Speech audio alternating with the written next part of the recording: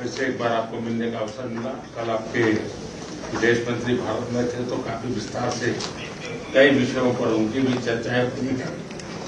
Well, Prime Minister, it's wonderful to see you again. Can I begin by expressing my condolences to the people of India for firstly the terrorist attack at the Balfour car explosion, but also for the bus crash in Saudi Arabia that led to a loss of Indian lives.